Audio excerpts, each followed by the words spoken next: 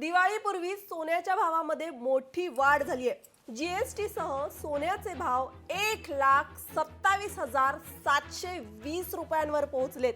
सोन्याच्या भावात 2 दिवसात 2,000 रुपयांची वाढ झाली आहे। तर दुसरीकडे सोन्यापाठोपाठ चांदीच्या भावात ही ऐतिहासिक झळाळी आहे। चांदीच्या भावामध्ये 5,000 रुपयांची वाढ आहे।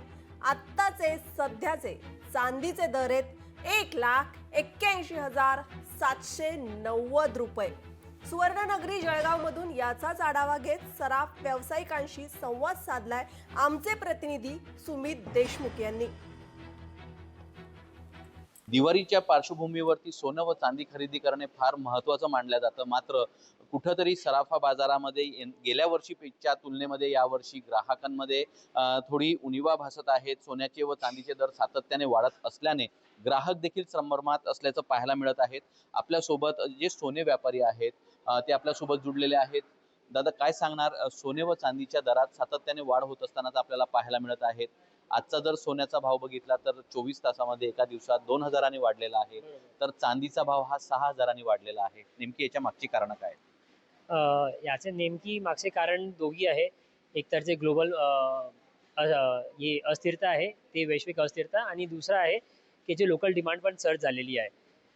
गोल्ड या पिरियडमध्ये मतलब इंडियामध्ये ते भारतामध्ये रेट वाढतं दिवाळीच्या पूर्वी।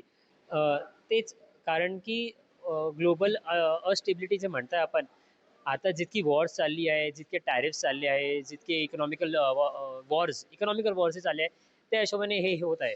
आणि मागचे कारण हेच आहे। माझ्या हिशोबाने हे लेवल्स उच्चतम स्तर पर्यंत आलेले आहे। याचं वरती तेव्हा जाणार आहे ते थोडं व्हॉलेटिलिटीला हिट करणारच आहे। हे नॉर्मल ह्यामध्ये आपण घेऊ शकतात। याचं पुढे झाले तर आम आदमीला पण एक कॉन्फिडन्स राहणार नाही की भाव जे आहे ते रिअल नाही आहे। सुमित देशमुख, लोकशाही मराठी।